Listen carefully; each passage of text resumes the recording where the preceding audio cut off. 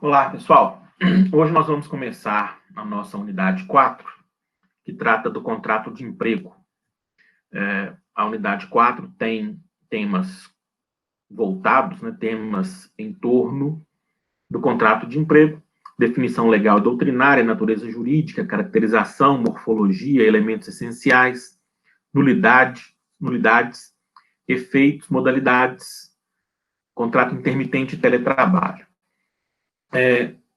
Então, nós vamos cuidar do vínculo existente entre empregado e empregador na perspectiva seletista bilateral. Muito do que nós vamos dizer aqui também se aplica ao emprego doméstico. Tudo se aplica ao emprego rural, mas a essência da análise é seletista.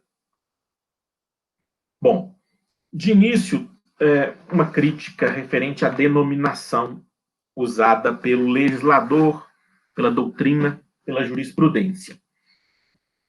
Para mim, melhor seria dizer contrato de emprego, porque nós não vamos cuidar aqui das relações jurídicas mantidas entre trabalhadores de um modo geral e seus contratantes de trabalho. Nós não vamos cuidar aqui da avença mantida pelo autônomo com o contratante de seu trabalho. Nós não vamos cuidar aqui do trabalho voluntário, trabalho eventual. Nós não vamos cuidar desses contratos. Nós vamos tratar especificamente do contrato de emprego. Então, melhor seria que o legislador tivesse usado tal denominação, contrato de emprego, porque, afinal de contas, nós vamos estudar aqui, nós vamos ver, e a CLT trata apenas de um contrato, que é o contrato de emprego, e não genericamente dos contratos de trabalho. De qualquer modo, é o que temos, a expressão contrato de trabalho, ela está consagrada. Bom, nós vamos ver que a lei, a CLT, estabelece conceitos, mas nós vamos trabalhar o contrato de trabalho, nós vamos compreender o contrato de trabalho a partir sempre dos elementos fáticos jurídicos do emprego. Se nós temos uma relação jurídica de emprego existente e válida, então nós já trabalhamos os requisitos de existência, os requisitos de validade, a consequência da existência de uma relação empregatícia válida é que nós teremos um contrato de trabalho, um contrato de emprego, que vincula os sujeitos dessa relação. A regra legal, como disse, é a CLT, e nós vamos ver o contrato, já vimos artigos 2º e 3º, porque da confluência dos requisitos do emprego é que nós teremos existência da relação e, consequentemente, do contrato. E a novidade aqui, hoje, é aquela do artigo 442 da CLT, que nós vamos ver agora, que diz o seguinte, só um minuto.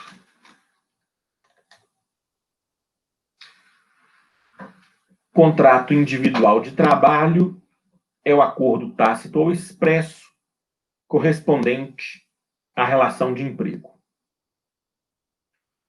Nós vamos ver daqui a pouco que o contrato de trabalho pode ser acordado tácito ou expressamente, verbalmente ou por escrito, por prazo determinado ou indeterminado, na forma do artigo 443, que trata da modalidade.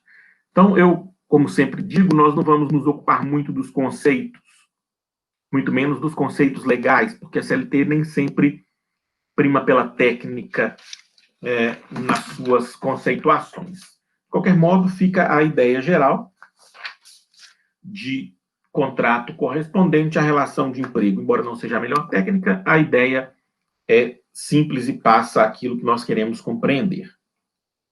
Nós já vimos que a natureza jurídica da relação de emprego é de direito privado, da mesma forma o seu contrato é um contrato de direito privado, mas é um contrato de direito privado especial, não é um contrato de direito privado inserido no âmbito do direito civil, é um contrato de direito privado com as suas especificidades, uma delas a intervenção do Estado na relação básica. Características desse contrato. É um contrato sinalagmático, também nós já vimos. Ele pressupõe obrigações recíprocas e contrapostas. É um contrato consensual. Embora não haja a necessidade da expressa manifestação da vontade para a sua validade, entendo assim, o consenso em torno do trabalho é característica do contrato. O contrato é intuito personae em relação ao trabalhador, específica e exclusivamente em relação ao trabalhador. Porque para o trabalhador a relação é personalíssima. A pessoalidade é requisito do emprego e é requisito da identificação da figura do empregado, diferentemente do que acontece com o empregador, né? Nós vimos na sucessão de empregadores no grupo econômico que, em relação ao empregador, não há a natureza personalíssima, mas sim em relação ao empregado. Então, no contrato, como uma das partes é o empregado, a relação contratual é personalíssima em relação a ele. Trata-se de um contrato de trato sucessivo. Nós já vimos também que as obrigações elas se repetem no tempo. A obrigação de trabalhar ela se renova diariamente e a obrigação de pagar também se renova constantemente. Já vimos que se trata de um contrato oneroso, porque a relação jurídica é onerosa. Dotado de alteridade, porque quem assume os riscos do empreendimento é o empregador e ele assume as obrigações econômicas do contrato. Ele deve arcar com as obrigações econômicas do contrato. Há uma controvérsia doutrinária sobre ser ou não o contrato de emprego um contrato de adesão. Normalmente, sim, principalmente nas tarefas mais comuns, não tão valorizadas. O trabalhador ou ele aceita as condições de trabalho ou ele não trabalha.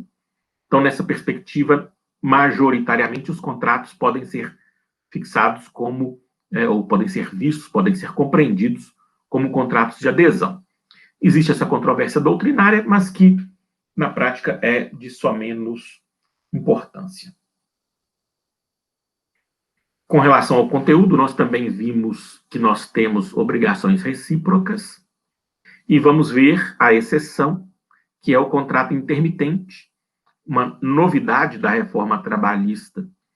Eu já disse que a reforma trabalhista ela traz impactos não só nos direitos trabalhistas, mas também na essência do direito do trabalho, até mesmo na doutrina, nos princípios e no conteúdo. Até 2017, nós dizíamos todo e qualquer contrato é marcado por obrigações recíprocas, como é uma característica geral, vimos agora, como característica geral, sim, mas há a exceção agora, a partir de 2017, do contrato de trabalho intermitente, que nós vamos ver ainda nessa unidade. Também um conteúdo que antes era inequívoco e sem exceções, era o do dirigismo contratual protetivo. Ainda é um conteúdo marcante do contrato em geral, mas que agora passa a compreender a exceção do trabalhador hipersuficiente, que nós já estudamos em outra unidade. De qualquer modo, o dirigismo estatal está presente na relação e fixa o conteúdo mínimo dessa avença. Abaixo desse conteúdo mínimo, a ilicitude da contratação. Temos que tomar cuidado com a exceção do hipersuficiente, que nós já vimos na unidade 3 e também nas demais unidades anteriores. Com relação aos elementos constitutivos, já também vimos isso quando tratamos de validade da relação de emprego, pelo menos. Os elementos essenciais para mim são os dois primeiros, que vocês podem ver agora na projeção: capacidade laborativa e licitude do objeto. Doutrina majoritária também prevê forma regular ou não proibida e rigidez da manifestação de vontade. Para mim, os requisitos ou elementos constitutivos Essenciais são só capacidade laborativa, nós já vimos, e licitude do objeto, que também nós já vimos. Dependendo do doutrinador, você vai ver outros dois, forma regular ou não proibida, e rigidez da manifestação de vontade. Nós já discutimos isso, eu não vou voltar ao ponto. Uma análise mais completa você pode identificar aqui, né, na plataforma, em outras unidades.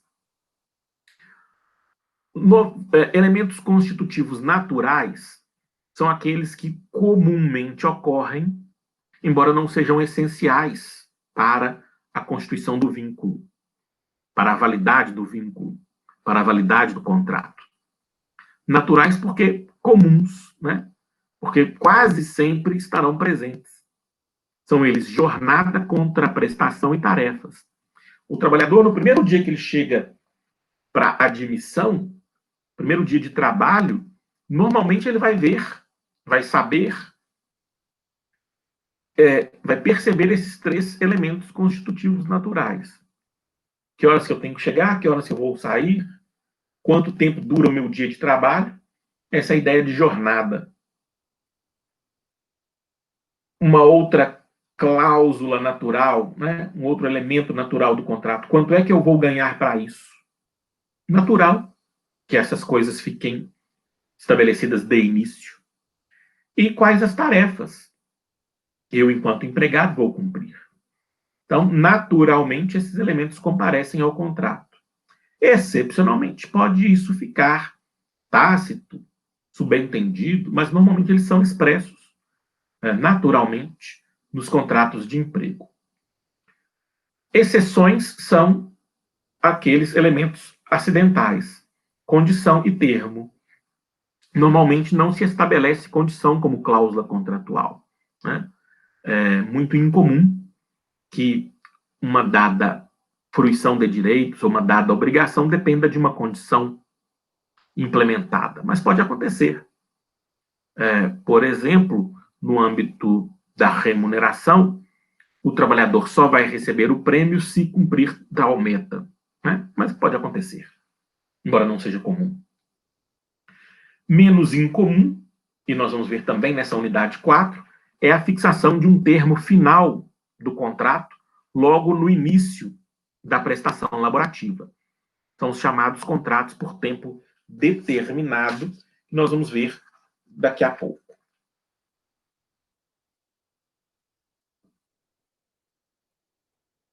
Como todo e qualquer contrato, o contrato de emprego traz obrigações básicas. Atuação com boa-fé, diligência e assiduidade, fidelidade, e aqui é importante, mais uma vez, reafirmar. Fidelidade não se confunde com ausência, não se confunde com exclusividade. Não é, como regra geral, lícito ao empregador exigir exclusividade. Pode até haver cláusula de exclusividade, mas ela deve ser livremente pactuada, justificada e normalmente remunerada. Então, exclusividade não é da essência do contrato. Pode comparecer ao contrato a cláusula de exclusividade? Pode. Mas justificadamente, de modo consciente dessa obrigação pelo trabalhador e normalmente, não obrigatoriamente, deve ser remunerada. Diferente é a cláusula de não concorrência. Essa presume-se. O trabalhador não pode concorrer com o patrão na mesma área de atuação, como regra geral, que também comporta exceções.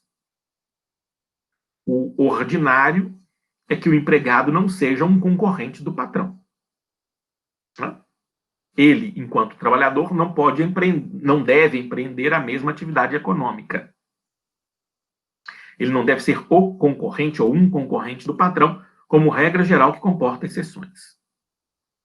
Por fim, também como obrigação básica, vedação à discriminação, que afinal decorre de princípio constitucional, e nós vamos ver suas decorrências em breve.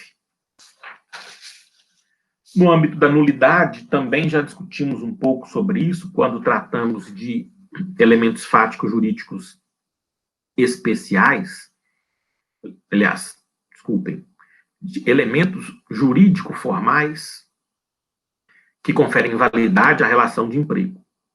Vocês já sabem, já viram, já estudaram, nulidades, elas acarretam a invalidação de uma cláusula do contrato ou, dependendo da situação, de todo o contrato.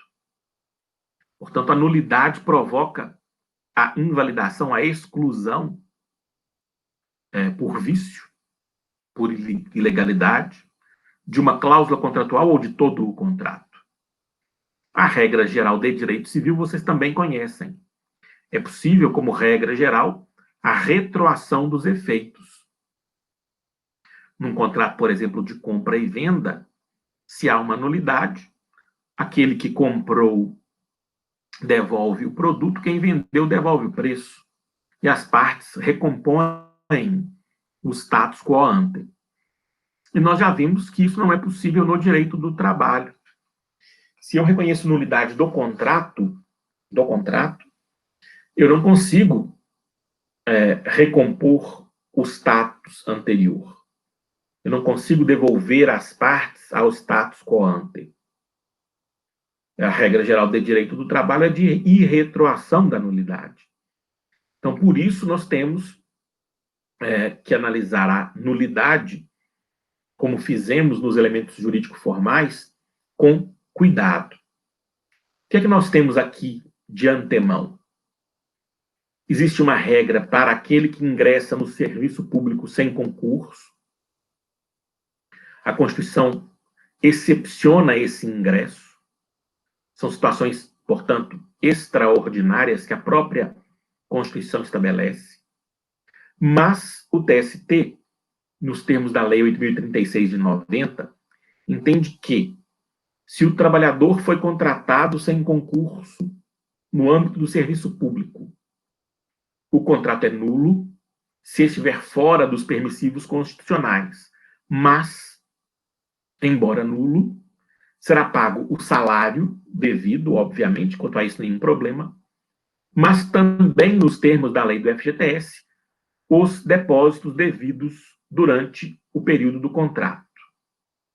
Eu, particularmente, discordo do conteúdo da norma e da súmula 363 do TST, que afirma a constitucionalidade da Lei 8.036 de 90 em seu artigo 19A, mas o que nós temos majoritariamente é isso.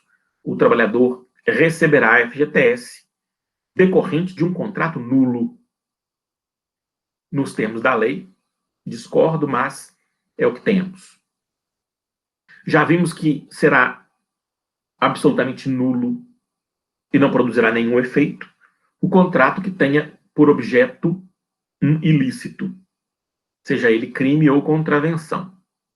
Já vimos também que, em relação à capacidade laborativa, existe uma controvérsia, que eu já destaquei. Mas a jurisprudência majoritária entende que, em razão da impossibilidade de retroação de efeitos, nós teremos todos os direitos trabalhistas preservados, mesmo para o menor incapaz. Eu aqui novamente reafirmo o meu entendimento em sentido contrário. Eu reconheço a nulidade do contrato de trabalho, não reconheço direitos trabalhistas para o menor incapaz, mas reconheço o direito à indenização. Sobre isso também já disse com detalhes e indico a aula específica sobre o tema e, mais do que isso, para todos esses pontos até o 4.8, até este, indico leitura da doutrina. Por quê? Porque se trata de conteúdo teórico. Eu já disse que não destaco na disciplina esses conteúdos teóricos, que eu prefiro que vocês compreendam e desenvolvam aplicações práticas. Então, eu, mais uma vez, solicito, indico, insisto, para que vocês leiam na doutrina os pontos até aqui vistos da unidade 4.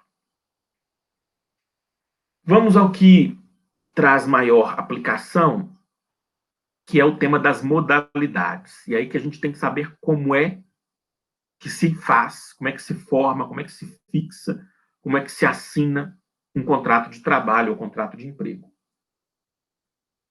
Eu já adiantei a leitura do artigo 443 da CLT, e ele define, em consonância com o princípio da primazia da realidade sobre a forma, que o contrato de emprego não exige formalidades para que ele possa produzir os seus efeitos. Isso está em consonância com o que deve ser, né? Em consonância com o princípio da primazia da realidade sobre a forma e em consonância com o princípio da proteção, que nós também já vimos. Portanto, os contratos podem ser expressos ou tácitos. Contrato expresso é aquele em que as partes manifestam, de modo inequívoco, a vontade de contratar emprego. Fulano, você quer ser empregado aqui da minha, aspas, empresa? Eu quero te contratar como empregado. Então, eles expressam a vontade contratual empregatícia. Mas isso não é necessário para que o contrato seja lícito, íntegro, produza seus efeitos. Não estou dizendo aqui que não há nenhuma necessidade formal, não é isso. Estou dizendo aqui, para a existência, validade, licitude do contrato, para que ele produza os efeitos esperados, ordinariamente, ele pode ser tácito. Ninguém disse nada de emprego. Mas a confluência dos requisitos do artigo 3º da CLT fizeram com que houvesse um contrato tácito. Vamos lembrar lá daquele primeiro exemplo do nosso curso aqui, da nossa disciplina? O jovem, né, que está lá na rua fazendo nada, e às sextas-feiras ele vai para a venda de garagem da senhora que mora na rua dele, né, da vizinha. Ninguém falou de emprego ali, eles falaram de ajuda, de favor, mas tacitamente firmaram um contrato de trabalho. Porque o contrato não decorre da manifestação expressa da vontade. Daí minha crítica feita anteriormente ao elemento constitutivo essencial, né, que eu acredito que não seja essencial. Está na própria CLT. O contrato pode ser tácito. Ninguém falou nada de emprego, ninguém manifestou vontade contratual empregatícia. Porque não precisa. Mas ainda assim, houve um contrato de emprego, decorrente tão somente da confluência dos elementos fáticos jurídicos do artigo 3º em uma relação em que há sujeito capaz e objeto lícito. Basta isso.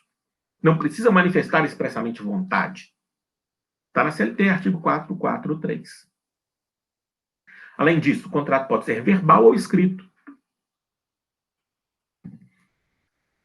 Vocês já sabem. Verbal, ninguém escreveu nada, formalizou nada, assinou nada.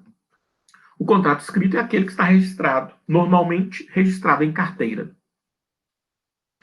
Mais uma vez, repito, eu não estou dizendo que o empregador pode escolher assinar ou não assinar a carteira. Não estou dizendo isso. O que eu estou dizendo é, mesmo não tendo assinado a carteira, o contrato de trabalho existe, é válido, lícito e produz efeitos. Bom, os contratos podem ser individuais ou plúrimos. Normalmente são individuais. Um empregado, um empregador. Em quase todos os casos.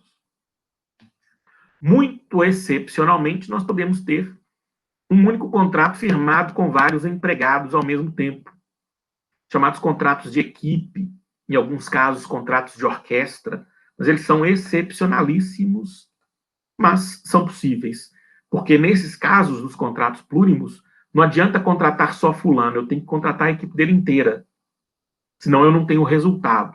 O exemplo clássico é a orquestra. Mas, como disse, normalmente os contratos são individuais. No que nos interessa hoje mais diretamente, os contratos podem ser firmados por tempo determinado ou os contratos podem ser firmados por tempo indeterminado. Então, nós temos as duas possibilidades.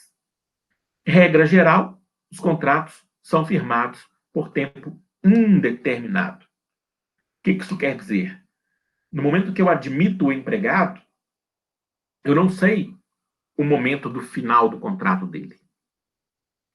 Empregado e empregador, nesse caso, têm a expectativa de permanência do contrato ao longo do tempo, até um dia que esse contrato não seja mais interessante para um dos dois. Então, regra geral, os contratos são firmados por tempo indeterminado, como nós também já vimos no princípio da continuidade da prestação laborativa. Essa é a regra geral trabalhista. Essa é a presunção. Consequentemente, a exceção deve ser justificada. E a exceção é a possibilidade de assinatura de um contrato por tempo determinado. É o registro de um contrato a termo. O que isso significa?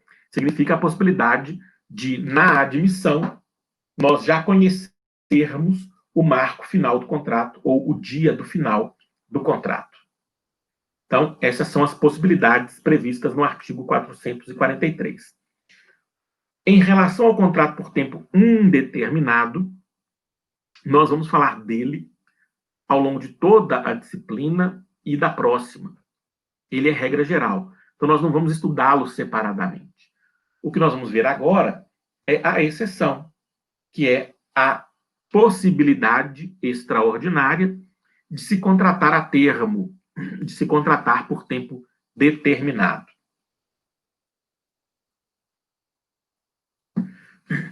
Bom, como se trata de situação excepcional, a CLT estabelece quais são as possibilidades seletistas de um contrato de emprego. A regra é do artigo 443, parágrafo 2º, alíneas A, B e C.